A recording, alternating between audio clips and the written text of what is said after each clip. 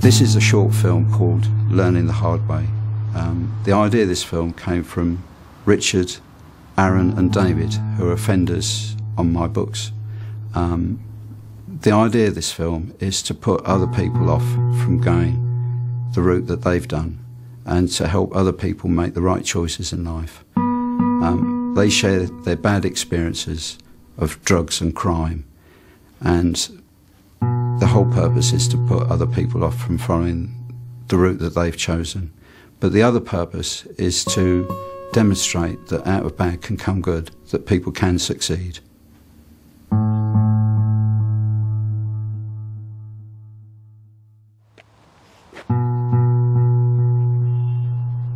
I started taking cocaine because it did make me feel good.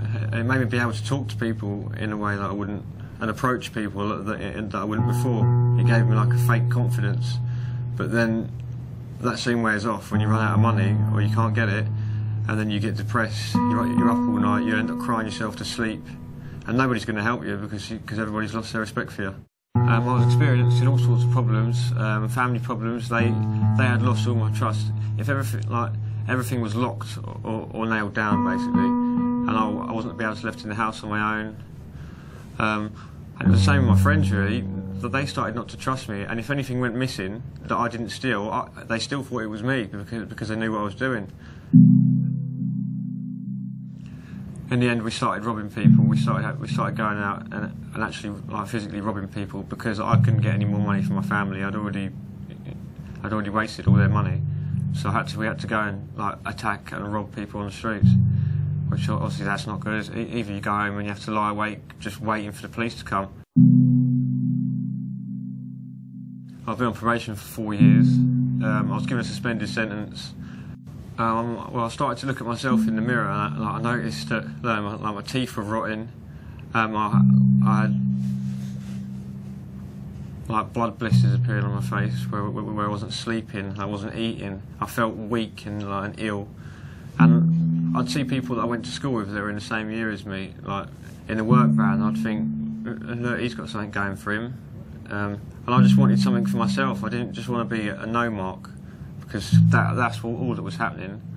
I wasn't achieving nothing, I wasn't doing anything. I was just harming myself and everybody around me. And I decided that it did have to stop. At my lowest point, I'd been up for 5 days straight, and I must have spent about £3,000 of my parents' money in that 5 days. And the guilt and paranoia just got absolutely too much, and it ends up you being an emotional wreck. And that was when I decided to stop. It was for my own mental health. I was going to drive myself insane, and I was past suicidal. It got to the point where I just couldn't do anything. I couldn't even get out of bed. One of the main things that got me off drugs was the shock of seeing what other people the same age as me were achieving and what they were doing, and it made me feel really worthless because I wasn't doing anything. So I decided to start looking after myself physically. That was a big thing for me, because if you feel good and you've got a routine, then you actually get things done, and you eat and you sleep. You live the life of a normal person, which I wasn't doing. I was slowly rebuilding the trust back from my family, and that felt good. Obviously they wanted to help me and they wanted me to change, and when I decided I wanted to help myself, that whole situation became a lot easier, and I started concentrating on the things I actually wanted in life, and realising that there was a lot that I wanted where it hadn't occurred to me before. I found the probation service helpful in my recovery in a few ways. This is the fact that it's a constant reminder of what you've done and where I've gone wrong in life. And my probation officer, he helped me focus on the things that I could achieve, that I knew that I could achieve, that my family knew that I could achieve, but it was just putting it into practice. And also, it's good to be able to get things off your chest, because I used to bottle things up a lot, which would always end up in a breakdown, because I'm quite an emotional person anyway. And I think that a lot of Class A drugs has done that to me. It's made me a little bit more emotionally unstable than I was, and I possibly should be. But yeah, the probation service does help, because it keeps you on the straight and narrow, somebody to talk to. I used to take drugs, and I'd say 65% of the time I felt suicidal. But now I don't take drugs, I always feel good. I want to get up in the morning and I'm achieving things. And it is a much better way of life. It's a normal way of life. It's just one that I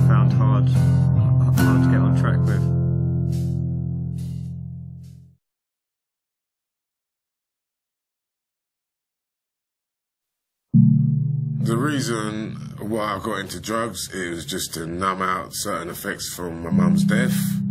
And then me being stupid, it just led on, and I just didn't realise I was a crack cocaine addict. Well, I didn't realise there's more help out there available if you really need it.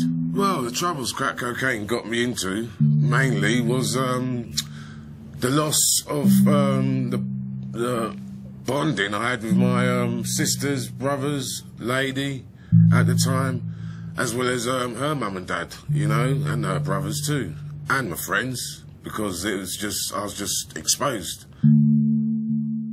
How the old Bill got involved at the time was when they raided my property for the first time, and then how they raided my property for the second time, and then me ending up into prison. At the time, it didn't have no financial effects on me because I didn't have to go out and feed my habit. I had money at the time. Physical effects, yes. I wasn't eating properly. I had lost quite a lot of weight. I sort of stayed in more because that's why I smoked the crack cocaine. I didn't smoke it anywhere else.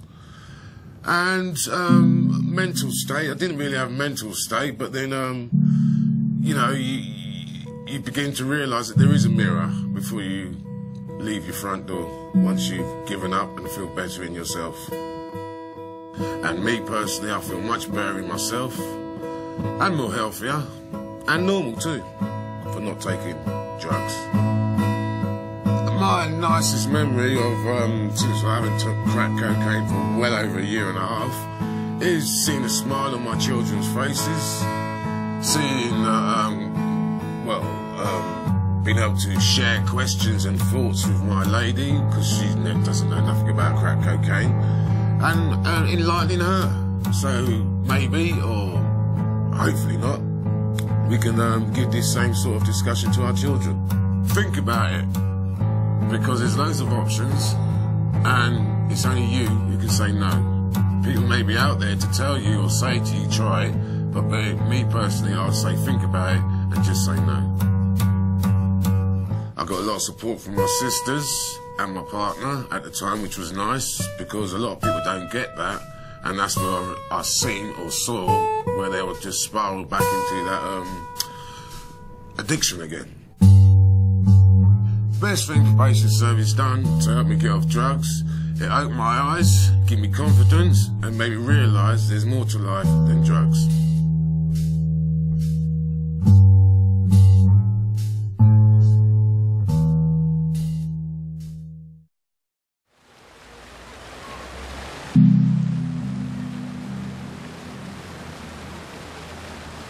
The reason I started drugs was at a young age, about 12, me and my friends over school, after school, got in the wrong crowd, started using drugs, and 17 years later, I'm still using.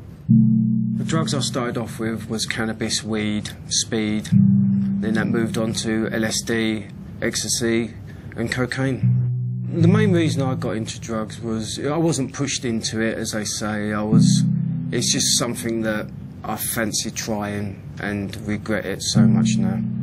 From an early age, I've always been in trouble with the police, drink, drugs, theft of motor vehicles, ABH, GBH, biting a police officer, and up to now with a fray. It's a hard life.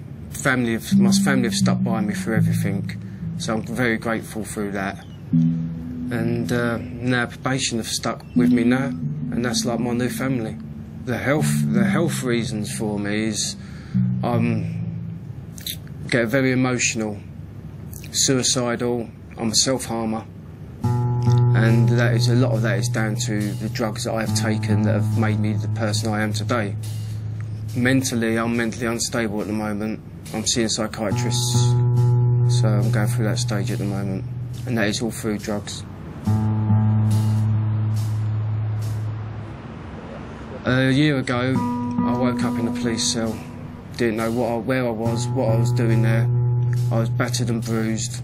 Didn't have a clue until they read out my sheet for what I've done, and I was disgusted with what I've done. But got to come to terms with it all now. My family have stuck through me through everything, for everything I've put them through. For them still to be with me and support me is amazing. You couldn't ask for a better family for what I've got. The reason I got off of drugs is I was looking at my life and I was going nowhere. I was going to lose my job, I lost my wife, I nearly lost my kids, I lost my house, I hit rock bottom. So that was a big wake-up call for me. And then it come to a point where it was either my life or start a new life. And I decided to start a new life. And I feel so good for it now. The way that I've got through this is, most important is my family, my kids. My 2 girls have supported me through this. They know the score with me. They help me through it. But with the gym as well, working out does get rid of a lot of frustration and anger instead of using. With the probation service, it's just like another member of the family that keeps on track of you, keeps you aware of what you're doing and what you're doing there. It's good for you, it just keeps you on track.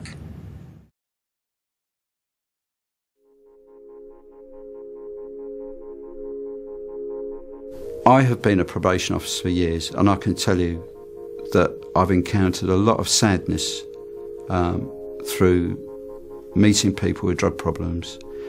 A lot of the time they've been using drugs because they're victims of awful things. B, they can't trust anybody in the drug world. They believe that they're friends, but they offend against each other. They often tell that they're mugged or robbed by each other. When they go and buy drugs, they have to take a knife with them. It's not funny. If they don't pay their drugs, they get beaten up. One of my guys told me he was left for dead on a lift in a tower block by one of his so-called friends, and his so-called friend stole his benefit book. I mean, you know, it's a really bad world, and I really discourage anybody from going down that road.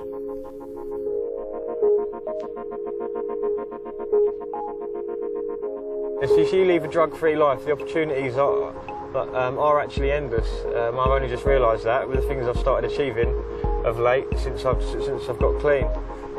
It's just not worth going through that route in the first place, because the effects are extremely harmful, not only to your physical health but your mental health and obviously your wallet as well. So if there's one thing I would say, it's just to stay away from Class A drugs and the people that you have to mix with to get them. As long as I'm clean, I'm happy. That's the main thing for me. The main thing I'd say to people is just keep off it, don't even start it. But if you do, speak to people. There are people out there that will listen to you. That's what you should do. My message to kids nowadays is try to think about it, try to think about what you could lose and what you've got. And at the end of it, please say, just no to drugs.